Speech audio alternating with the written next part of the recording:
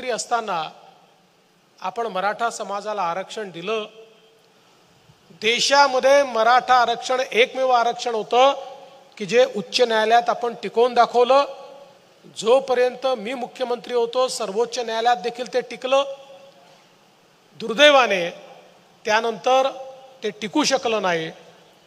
पुन्हा माननीय मुख्यमंत्री एकनाथरावजी शिंदे यांच्या नेतृत्वामध्ये 10% आरक्षण आपण दिलं। दरम्यानच्या काळामध्ये माननीय मोदी साहेबांनी ईडब्ल्यूएसचं आरक्षण दिलं, त्याचाही फायदा मराठा समाजाला मिळत होता।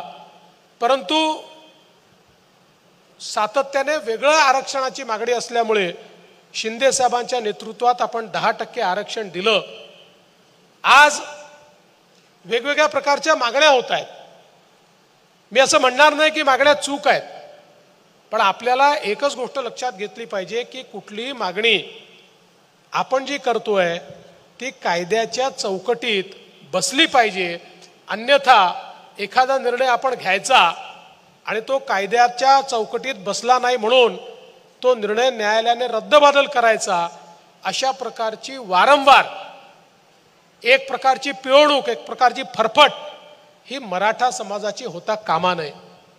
आणि म्हणून आज या माध्यमातून मार्ग काढण्याचा प्रयत्न आमचा आहे। शेवटी मराठा समाजाने सातत्याने विविध समाजांचं नेतृत्व केलेलं आहे। त्यामुळे कुठेतरी छत्रपती शिवाजी महाराजांचे मावळे 18 पगड जातीतले मावळे एकमेकांसमोर उभे आहेत, एकमेकांच्या विरोधात उभे आहेत। अशा प्रकारचं चित्र या महाराष्ट्राला भूषणावं नाही, ते उभं होणं योग्य नाही, ते उभं होऊ नये असा आपला सगळ्यांचा प्रयत्न आहे।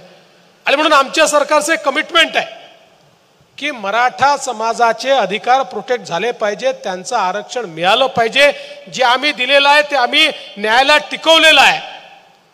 आजही पोलीस भरती झाली, मला सांगताना आनंद वाटतो। मी आता जवळपास 25,000ची पोलीस भरती केली। त्या पोलीस भरतीमध्ये 10% आरक्षणाप्रमाणे आमच्या मराठा तरुणांना पोलीसमध्ये नोकऱ्या मिळाल्या, ते आपण त्या ठिकाणी दिलेले आहेत।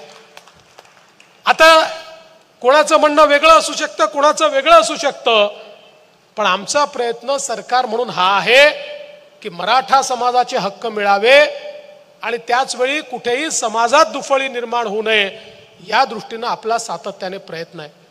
पण मला एका गोष्टीचं खूप समाधान आहे की आपण मागच्या काळामध्ये आपल्या लक्षात आलं की केवळ आरक्षण दिल्यामुळे इतका मोठा मराठा समाज, आरक्षण तर आवश्यक होतच, पण इतका मोठा मराठा समाज काही सगळ्यांना नोकऱ्या मिळू शकत नाहीत।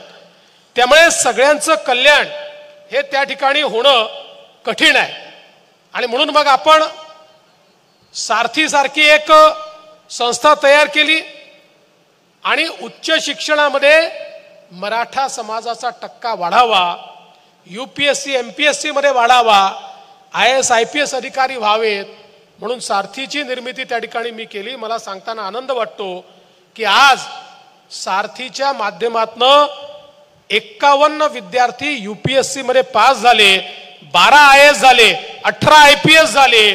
जवळजवळ या ठिकाणी 480 आमचे MPSC मध्ये तहसीलदारापासून वरच्या पदापर्यंत त्या ठिकाणी DYSP पासून तर डेप्टी कलेक्टर पर्यंत वेगवेगळ्या पदांवर गेले। आणि मोठ्या प्रमाणात त्या सगळ्या लोकांनी सांगितलं की आज आमचं कल्याण झालं कारण सारथीची निर्मिती झाली।